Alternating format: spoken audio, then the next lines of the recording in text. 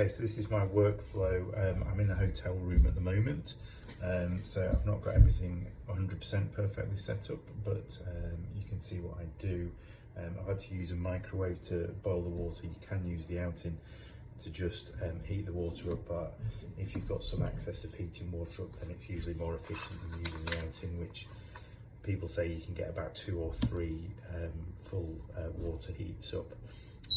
This is the Outin Claro scale, and I'm going to use the double basket for the Outin, which is the metal one, which is bigger than the standard basket that comes with it.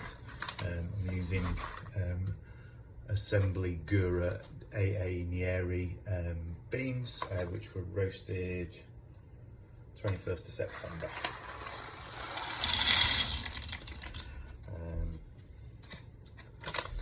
Just at the end of that packet, so I'm going to add in a couple of extra beans. I usually find 17 grams is a good fill.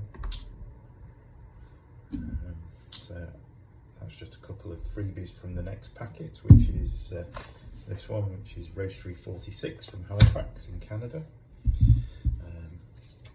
I'm using the King Grinder K6. This is the plastic cup that comes with the Nano, so you can use that if you want to for the cup underneath. And this is the Outin scale stand, so you can use that as well. I'm using Yeti mugs, so timing this. So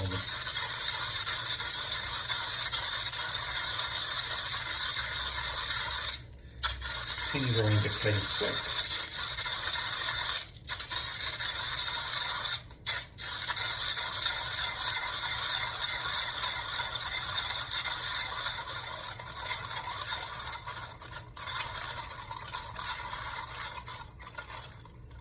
There we go.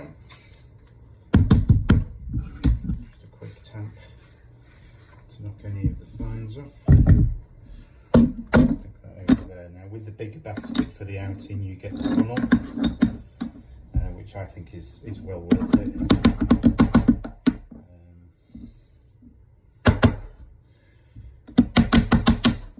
you just bang the grinds in. They're quite a good find. That's 39 on the King Grinder setting, and you get a little needle distribution tool that comes with the Outin. Just give that a quick break up. There's probably all sorts of techniques to that.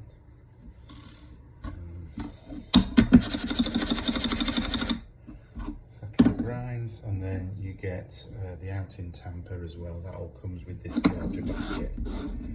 Press that down. Now sometimes I find that that's quite a bit of a looser puck, and then the shower spring goes on top. I'm going to make myself a sort of a longish black. I don't like a load of extra water, but sometimes I'm not a pure espresso drinker. So I'm just going to put a little bit of water in the bottom there, and then the lid comes off the top.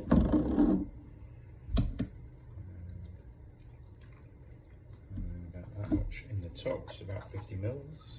Put that back out of the way. And this is the bit I always get wrong.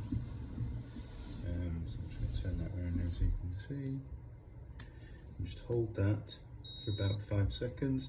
And then it goes into, so the two options are you can either have it in its heating cycle or in an immediate pour. So if you're using a kettle straight into there, you can do an immediate pour. What it's doing now is it's heating up the water that I put into the chamber.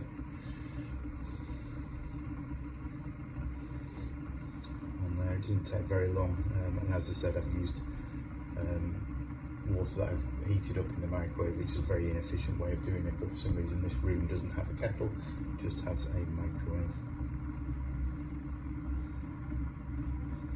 I tend to find from experience that you don't need to weigh your pores. With this, I think if it's filled to the right level, it'll just pull reasonably for what you need. So it's just flashing its last light as it's heated up. So it's a USB charger.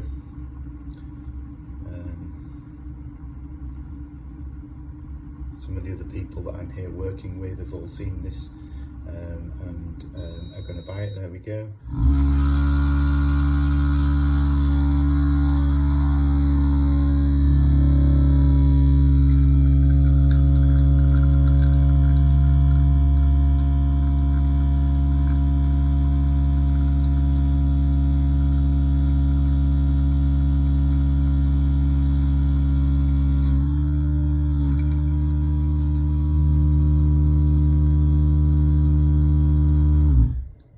Very good way to get a portable espresso, or if you just want something that's a little bit cheaper.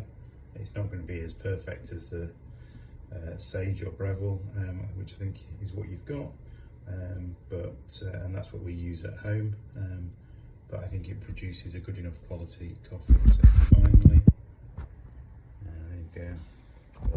Let's see.